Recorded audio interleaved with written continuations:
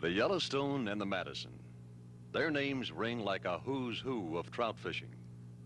Located in the area that encompasses the upper Missouri headwaters in Montana, these two rivers are home to some of the best trout fishing in the world.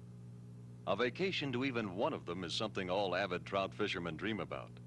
And right now, Alton Coulter is setting out to fish them both, the Yellowstone and the Madison, one after another.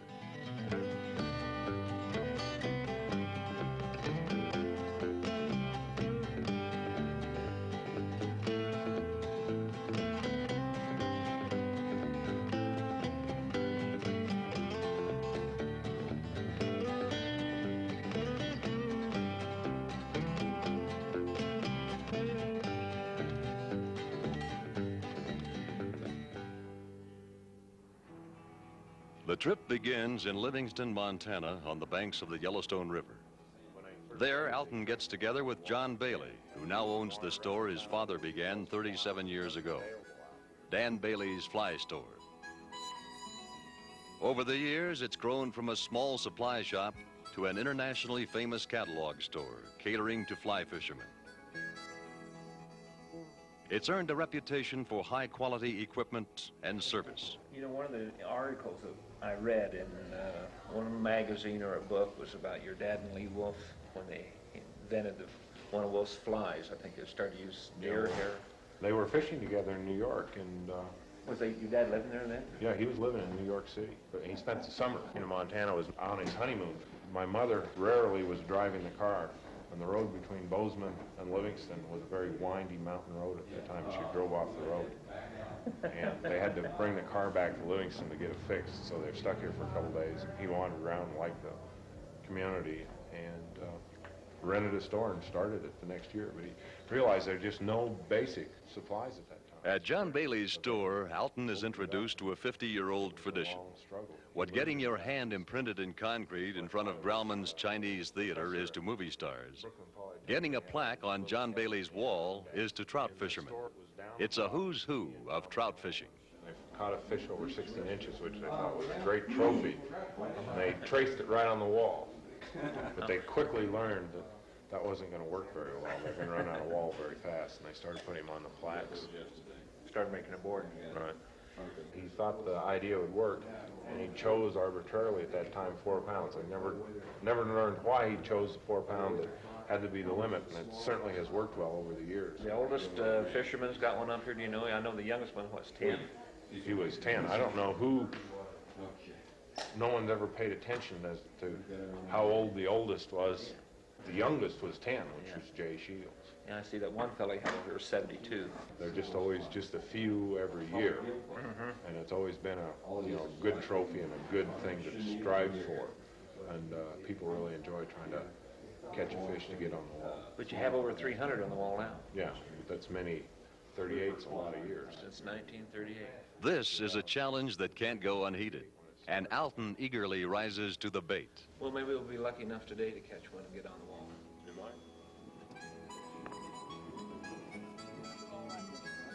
John does some fast talking and gets away to join Alton for the first day of the trip. It is early July. There's no better time to play hooky from work. After putting in those hours 9 to 5, even the drive seems exciting. As the breathtaking scenery unfolds, there's plenty of time to spend talking about the variety of fish to be caught. Browns, rainbows, cutthroats. Nowhere else on earth is there a greater variety of trout or better conditions in which to catch them. The Yellowstone River is noted for its exceptional scenic beauty. Beginning in Yellowstone Lake in Yellowstone National Park, it plunges 400 feet in 2 spectacular waterfalls and enters the magnificent Grand Canyon of the Yellowstone.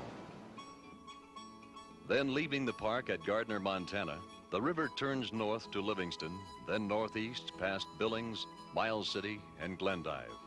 It crosses the Montana border and enters the Missouri River just inside North Dakota, a course of 671 miles. Alton and John will be fishing a 10-mile section of the river between Gardner and Livingston.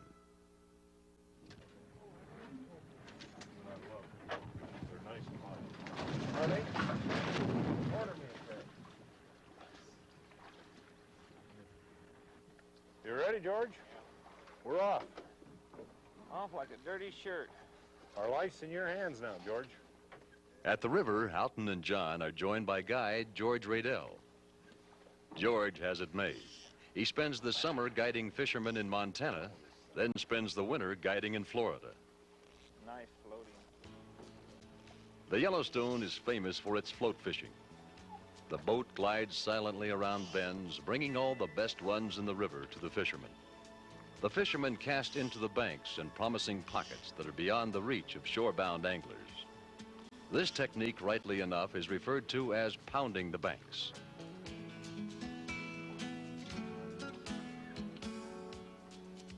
Except for an occasional bridge, the Yellowstone probably doesn't look too different today from when it was first explored in 1806 by Lieutenant William Clark, who sailed down it on his return journey from the Pacific.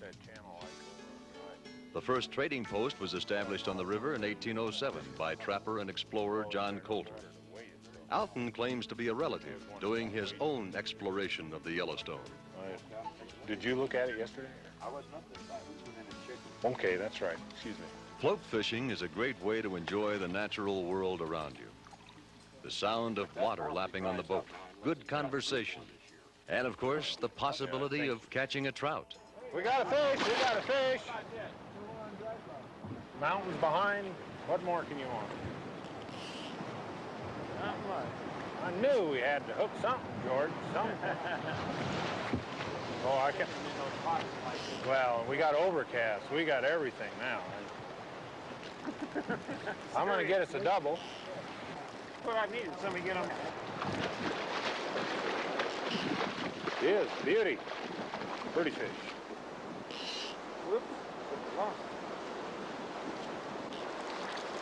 Boy. There we go.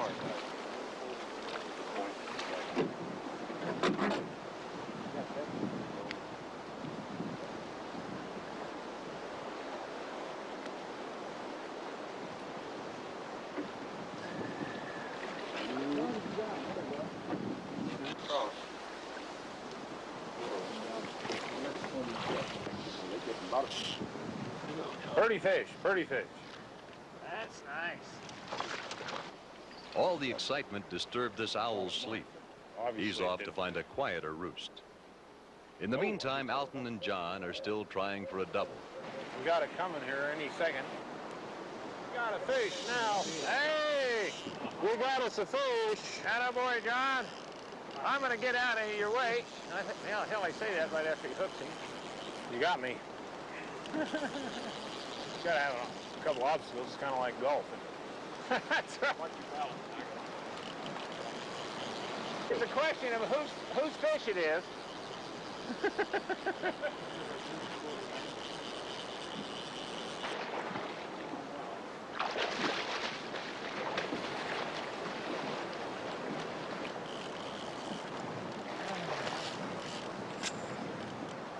You like that? There you go. There's a nice brown trout. That's a hell of a job, John. That's what the Yellowstone's all about. You bet. A nice, average brown trout. You got him? Got the fly out? Now, there's a fish to be proud of. Nice going. Now, if you want to quit and go in, we can quit now. Alton may not be ready for lunch, but George has the oars. It's like that old Western saying, only a fool argues with a mule, a skunk, or the cook. Especially when that cook is putting on a spread like this one. Now, when you go fishing, lunch usually consists of a sandwich that's been sat on and a cup of coffee. But would you expect a tablecloth, china, and a 7-course meal? That's fine looking groceries. Who cooks this? Oh, we do this. We get up 5 o'clock, cook the dinner. While your wife lays in bed, right? Oh, yeah. Any fisherman will tell you food always tastes better when it's eaten outdoors and in good company. Okay, that's what I like about coming in this wild wilderness country. Right. The Yellowstone is the last free-flowing river in the lower 48 states, making it subject to all the fluctuations of nature. When does the salmon fly hatch happen here? How late are we, or that we're not getting into you the missed salmon it last Sunday. I was still fishing in it at Gardner. fly? And then that was ended. Right. How low does that thing start here? Oh, east of Livingston, it's always high and muddy. More than 20 years it is. It moves through in 10 days. The hatch refers to the emergence from their nymphal stage of the salmon fly, or stone fly as they are sometimes called, and their subsequent flight upstream. It is one of nature's precisely timed events, the culmination of a biologically complex 3-year cycle.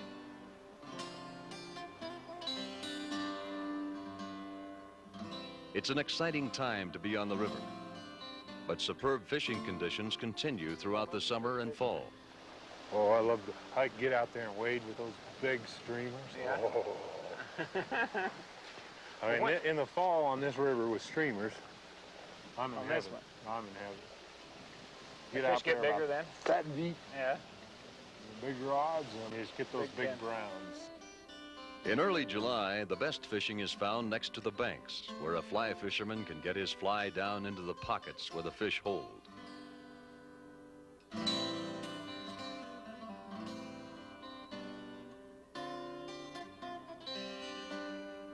John recommends weighted nymphs such as woolly boogers and bitch creek nymphs.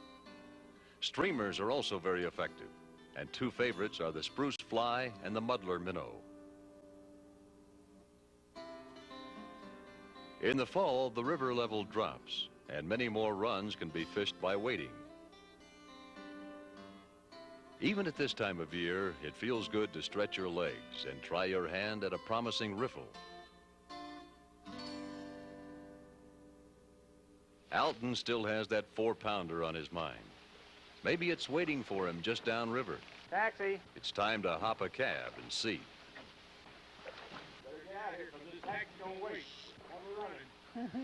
That's the kind of taxi you're Oh. running, huh? They're just flashing my fly. You're going around with the top of the fish, George. Well, you just missed it. Well, let's go down this bank, George.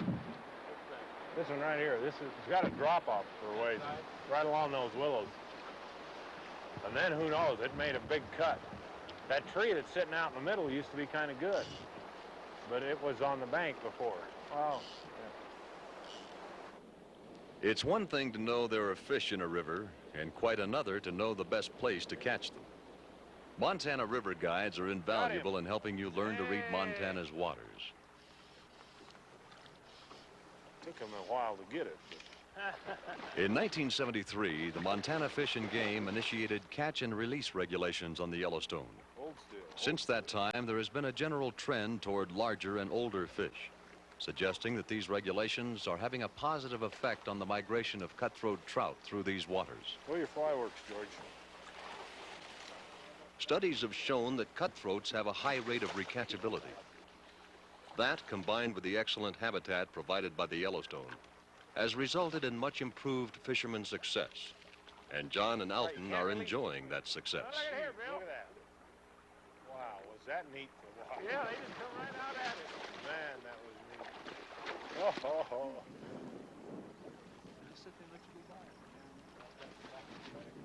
They sure are biting, one after another. No, for sure. That was. That was something. I didn't know what I was seeing at first. Oh, now we got a good fly. Oh, I wonder where the hell is. Fruit flies? Whole box. I have to look at it. They gave me that black one that only catch little fish. What'd you put on, John? Spruce fly.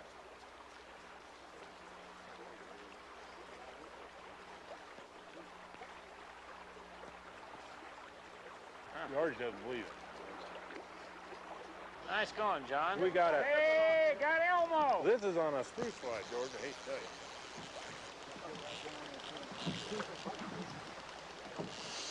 Oh, he's a nice one. Way to go.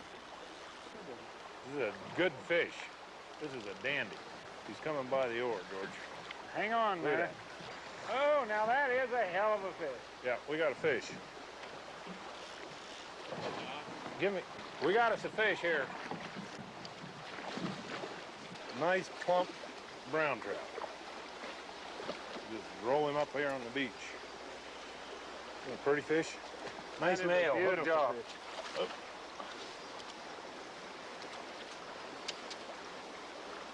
Spruce fly. Yeah. It's been a great day of fishing, and it's not over yet. There's still time for one more catch. Oops, look at that.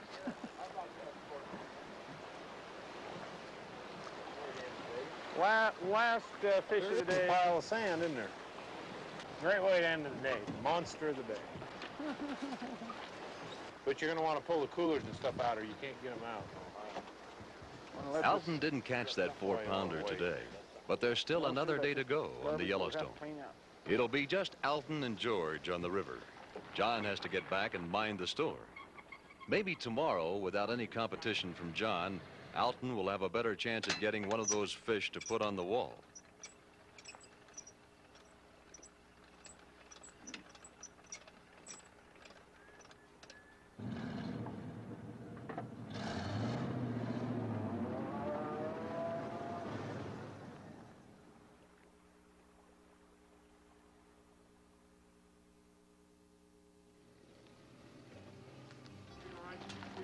The next morning, Alton and George are fishing farther upriver, and George has brought his flat-bottomed John boat, which he prefers when guiding one fisherman. But first, they discuss tactics for catching that 4-pounder. Or what is it? That's just a variation, really, of the fly that a customer of mine brought out here that we called the Black Mariah. It looks kind of like a woolly booger in a way. Yeah, it's kind of like a woolly booger. They're all takeoffs on the woolly booger. Yeah. And how are you fishing it? That one, we're going to try to run it right down the edge of the rock to keep it going right down the bank as much as we can. Because as these browns come up to feed, they'll come up along the edge of that shallow and root under those rocks to the bullhead. And then that's what, about 6-inch strips or About 6-inch strips, just in what's comfortable for you. It just sort of kind of darts along the edge of those rocks. Try to imitate the bullhead, which is a natural feed for the brown trout in this river. As long as they weigh 4 pounds and I get on the wall, I'll love you forever. We're going to do our best. That's right. Okay, George. So this should be called a George boat. Maybe this will be Alton's day.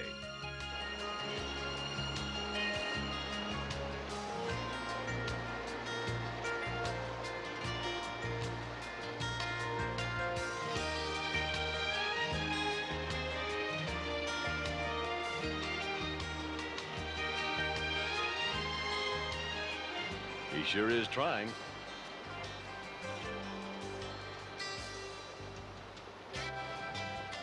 Got one. Want netting? Yeah, just lay him up in the boat. You should lift him with a leader. Just come all the way with him. That's it. Look at that. There's a minnow coming out. They interrupted this fellow in the middle of his lunch, Yeah. There's a live bullhead right there. 3 more of them. working at getting to that 4-pound size. You think he wasn't feeding up there? Put him back, and by next year, he might make it.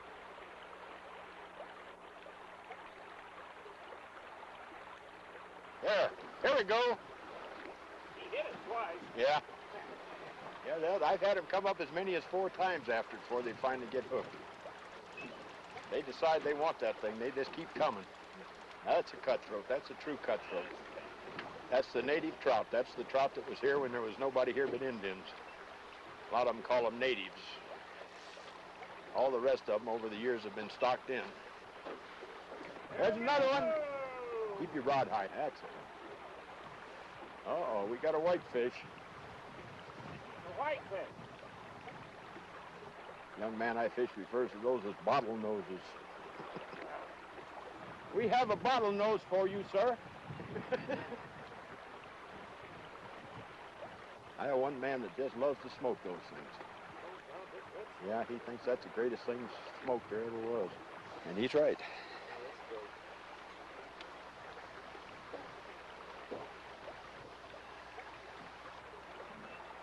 There he is. Look at that hog. How does that grab you? Woo! Nice fish. Hey, there Right down there, we've got him jumping in your boat for you. Yeah. Hook that second finger. It gives you that little extra break. I usually use the second one rather than the first one, but it's not that earth-shaking. Yeah. No, that wouldn't be Yeah. Well, it would be. You have to, something again you have to learn. Just the one. Don't get it in both of them. On the other side of the boat. What's this kind of a deal with? Sometimes it's hard to tell who's smart, the fisherman or the fish.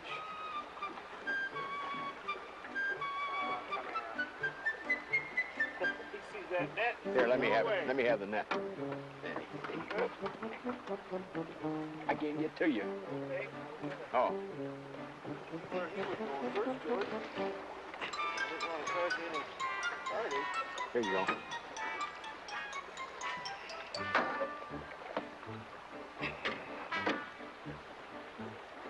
It's coming up your boat.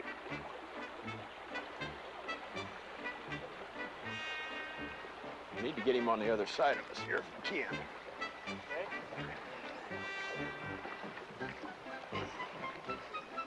There.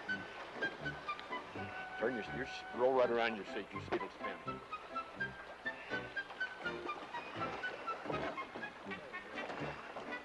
There you go. Getting a little bigger. A little bigger, almost on the board.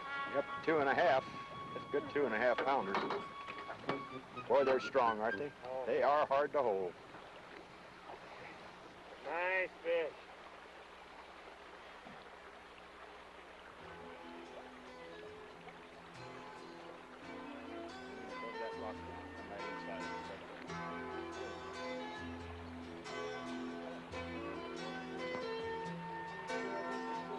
Brown.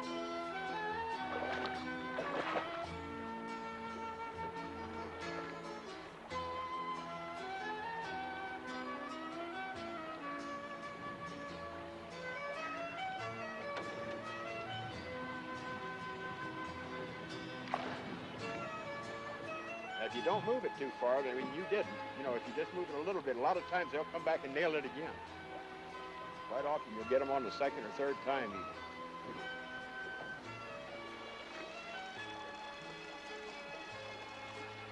My goodness, I thought we'd lost our feeding period.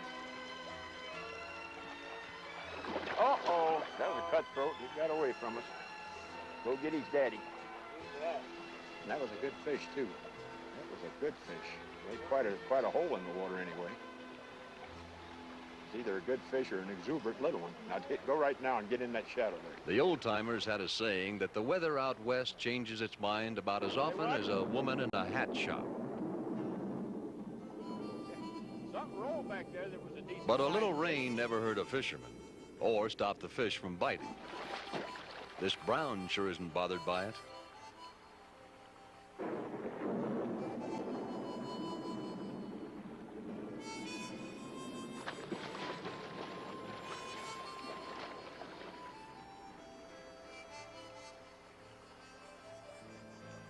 Today, Alton has certainly had a first-hand experience of the fantastic fishing conditions on the Yellowstone.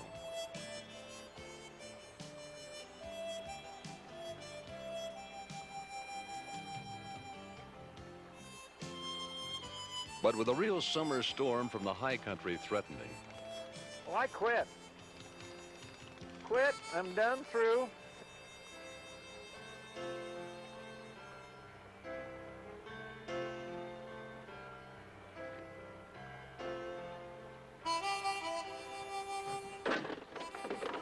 Dropped your watch.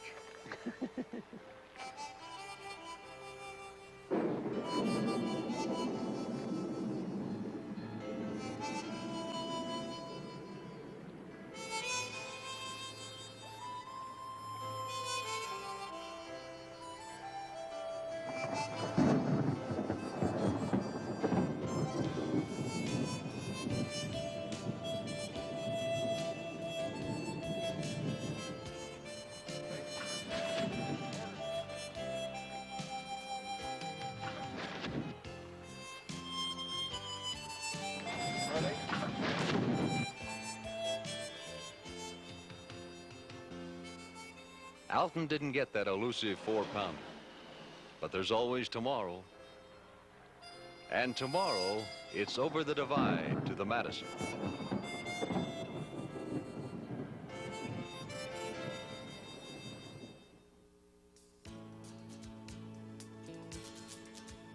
The Madison, a real blue ribbon river. Sometimes called the 100-mile riffle, the Madison meanders west in wide, shallow riffle areas from Yellowstone National Park to Three Forks, Montana, where it forms the Great Missouri. The breathtaking scenery through which the Madison travels is visual proof of the meaning of the name Montana, which comes from the Latin word for mountainous.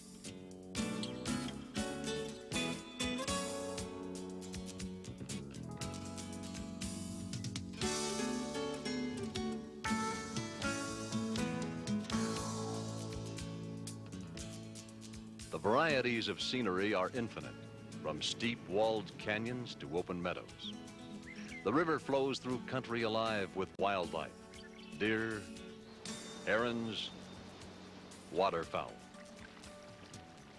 At intervals, the river deepens to form pockets in which a varied population of fish abounds. This combination of shallow, quick water and deep holes makes the Madison prime water for fly fishing, a trout fisherman's paradise. Alton will be fishing the river from Ennis, Montana, a small rural community located in the Madison River Valley. Ennis caters to fishermen, as is evident from the number of tackle shops per block.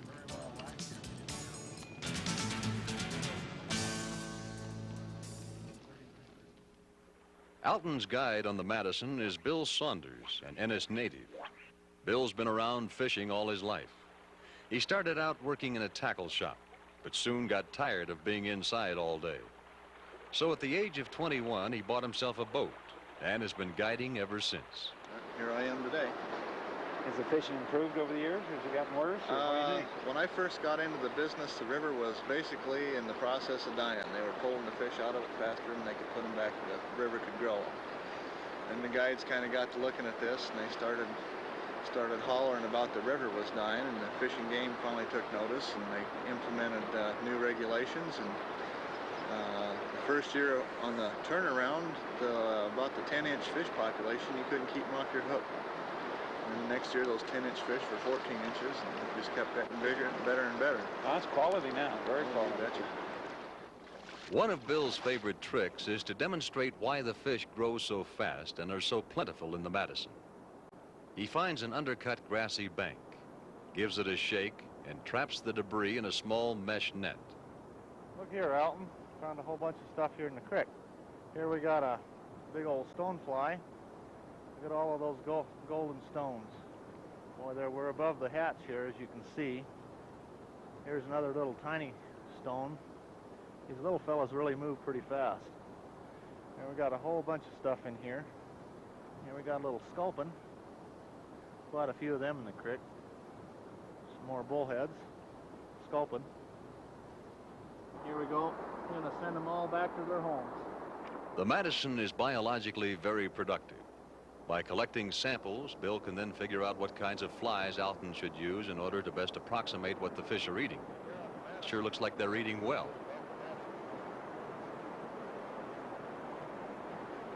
Oh, Bill, another beautiful morning on the Madison. Yeah, it is. These clouds are going to burn off for us, hopefully.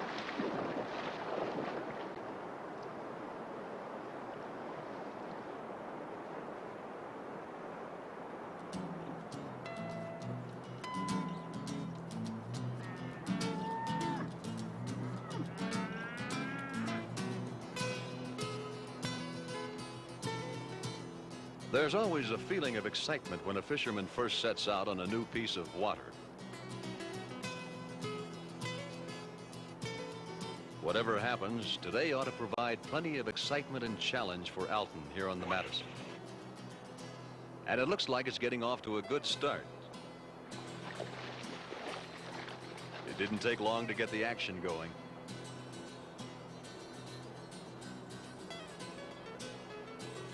The fish population of the Madison has undergone some major changes over time, owing to both natural and human influences. One of the most dramatic of these influences occurred on August 17, 1959 at 11:37 p.m., when nature produced an awesome spectacle. An earthquake sent half of this mountain sliding into the Madison River Canyon, creating a giant dam and forming Quake Lake. Thousands of fish died in the upper portions of the river when it was effectively dried up. True to its nature, the Madison has rebounded, but historic populations of cutthroat trout and grayling have been replaced by wild, self-sustaining populations of brown and rainbow trout. These brown and rainbow grow to enormous sizes, averaging 5 pounds. And if you want to shoot for a record, you'll have to top 20 pounds for a rainbow and an unbelievable 29 pounds for a brown trout. These lunkers are hard to catch, harder than those cutthroats on the Yellowstone.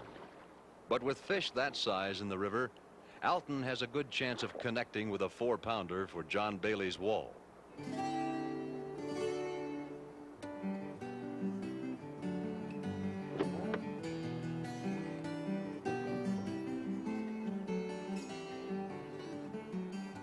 As one of the most famous trout fishing rivers in the world, the Madison gets especially heavy fishing pressure. But with its high productivity and good management, it earns every bit of its blue ribbon status.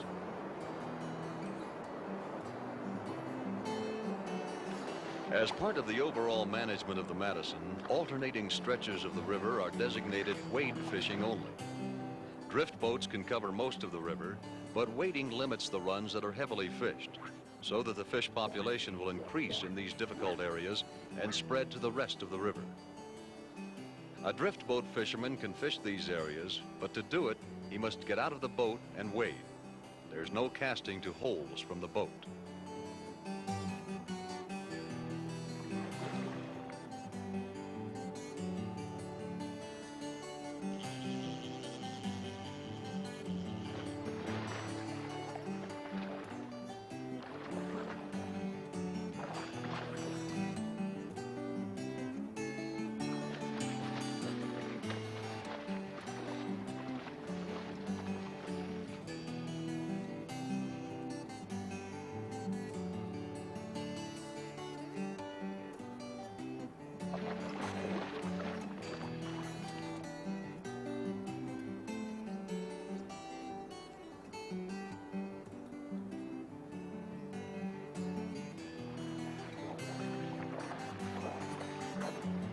Rivers with a public identity like the Yellowstone and the Madison have a deserved reputation for top trout fishing.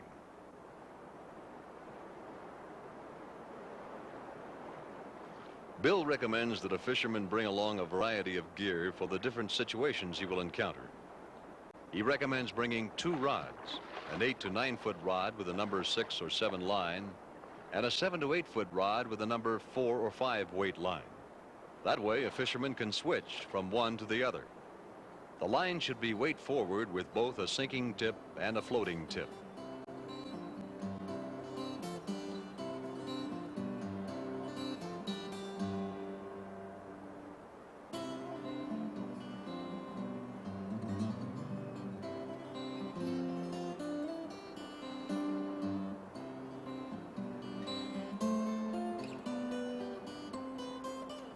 Occasionally, you have to work to land those fish. In rough water, the guide will pull over to allow the fisherman to get out and reel the fish in. This looks like a big one.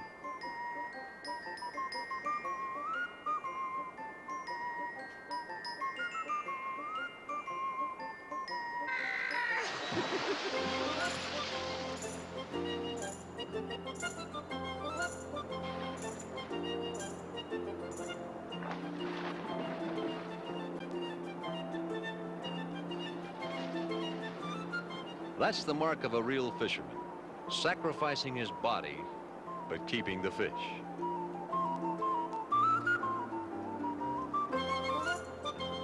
Another piece of equipment that's good to have is chest waders, as they work better for those deep pockets.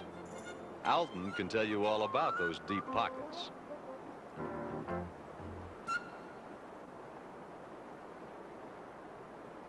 There are various types of flies and aquatic life to be found in Montana waters. The Madison has huge hatches of caddisflies, and when in season, stoneflies and grasshoppers. Fishermen who like to fish streamers can use sculpin imitations. Depending on where he is on the river, the angler encounters these insects in 3 distinct stages: above the hatch, in the hatch, and below the hatch. Each stage calls for a different pattern of fly, imitating different phases in the life of the living insect. Experienced guides are invaluable in helping the fishermen know which pattern to use, and Bill has several favorites. Here on the Madison, what we try to do is get above the hatch, and this is a bitch trick, and that's pretty much the mainstay of what I like to use. Then as we get down into the hatch, we get into the salmon fly itself. The most popular pattern we have is the Dick's Pillow. And we have birdstone fly, which is a low floater, better buggy look to it. And I've got my own little pattern which I came up with that is a little smaller pattern. And as we float on, we'll float down through the bugs and get below them. And then this river being such a tremendous caddis river, we use a variety of types of caddis. Here's a Goddard caddis, and here's a little elk hair caddis. And we can float for them for the rest of the summer and the rest of the day. There's plenty of time to try out some of Bill's suggestions. They seem to be good ones. That damn fly, even when it's up, it's not floating well. So you notice the way that one's constructed, that it's got a real heavy body on it, and they plunk in just like salmon flies do. Next time you have cause to pull it in and re-grease it or whatever, take the wings on it, the wing underneath, and splay it out to each side. So it'll splay, it'll make it flow a little better.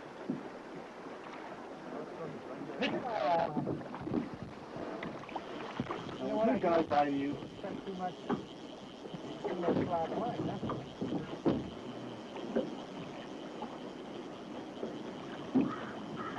There you go. I'm looking downstream.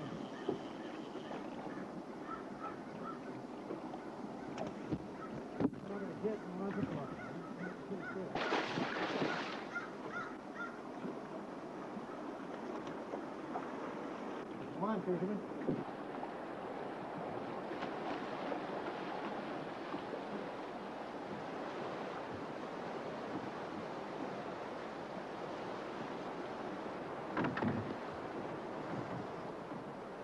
Another one of those browns playing hard to catch.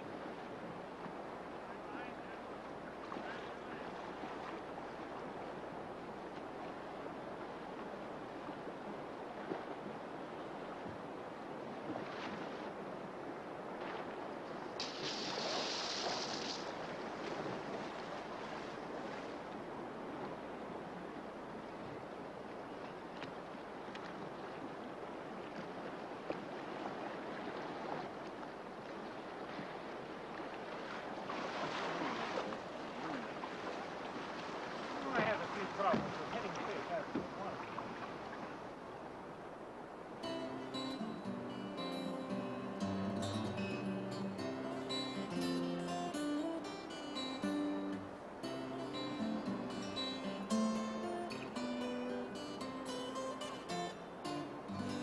After chasing down fish and rowing the boat all morning, no one will argue with the guide when he pulls over for lunch.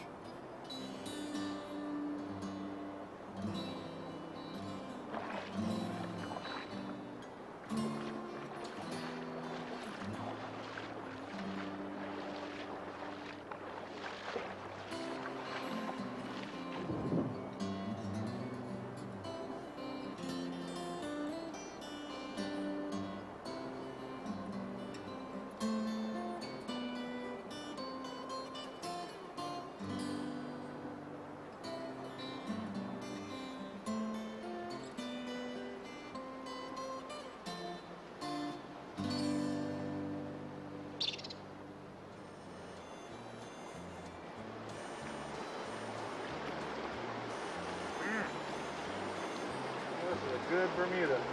Good onion. thing is about half sweet.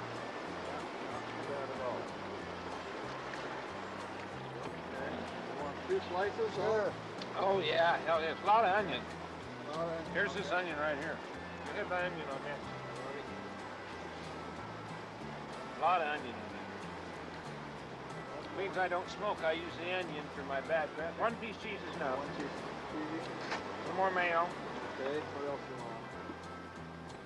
I think that'll do it.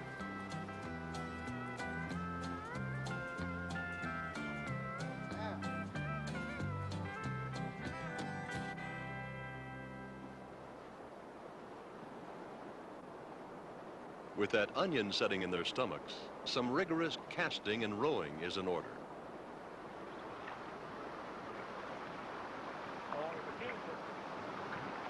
See that? No, I didn't. I was looking, but I didn't see him. I think he got a little better advantage right there than I did. This bank down here is a good bank. Lots of little pockets in there, and lots of brush and some flies to hide in, and fish to wait for.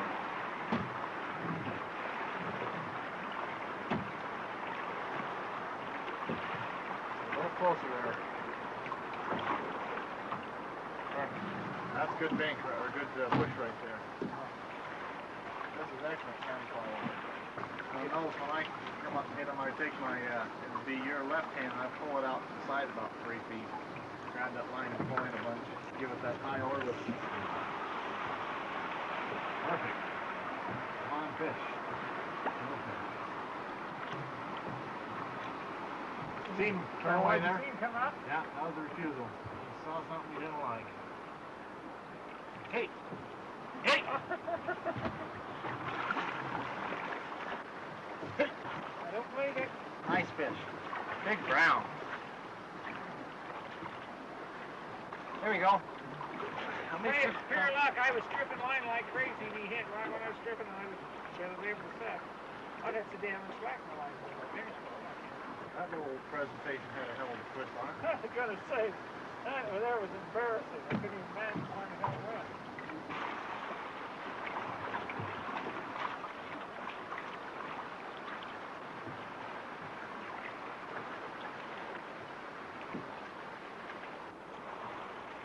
I want to get us back down off in that deep water against them rocks, heavy rocks and bushes. It's got fish written across it in big red letters.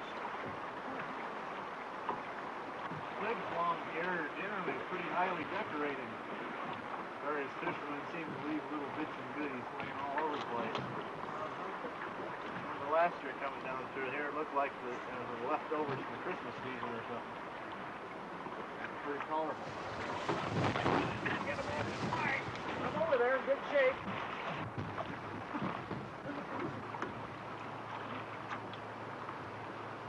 I'm going to lay you right in tight on this rock here, cast over on the other side, and I'll bet that's the spot mark anybody ever catch. Where we got current, all the way to the bank. Pick it up a little farther over right there, Al. A little further in right there. Just right where in the feeding lane. That's perfect. Just right there. Hey! There you go. Didn't catch him. Now I stepped on the line. Listen to this guy. He's got an excuse for everything. There's no excuse. It wasn't for lack of trying. He had to fly, too. Oh, sure.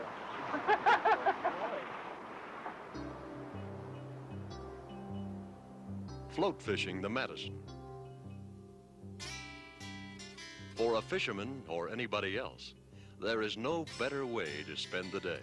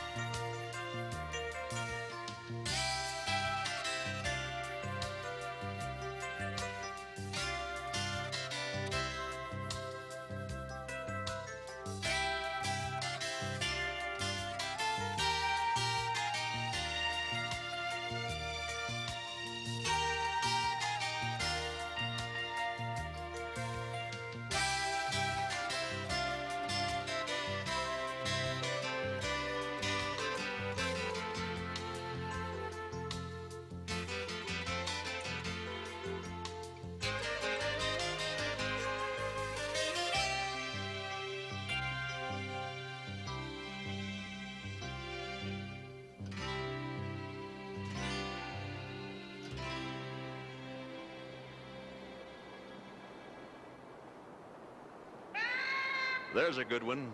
This could be the 4-pounder. Now what?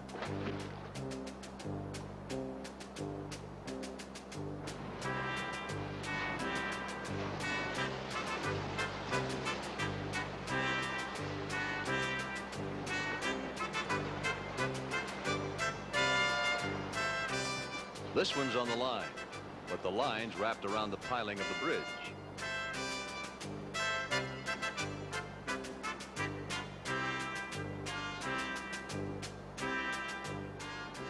Alton had better get out for this.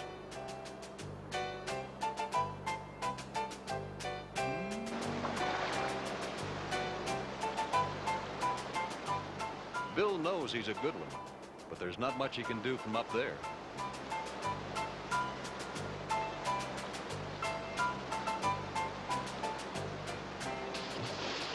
Uh-oh, another one of those deep pockets.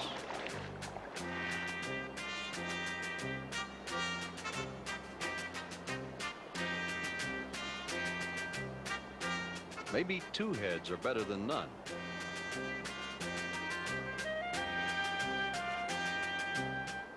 He's sure putting up a struggle. Maybe he knows all about those plaques on John Bailey's wall.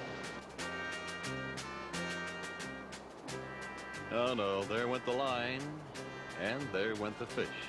And it can always be said, there went the 4-pounder.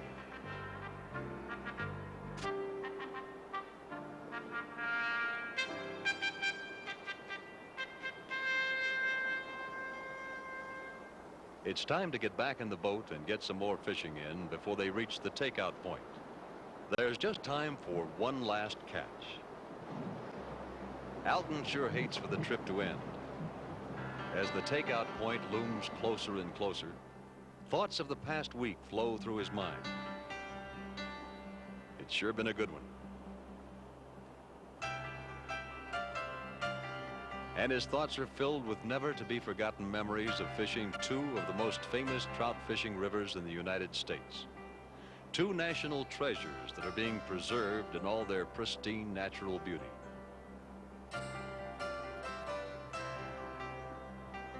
It's been a challenge, and it's been a time to relax. A time to unwind in good company and in beautiful surroundings.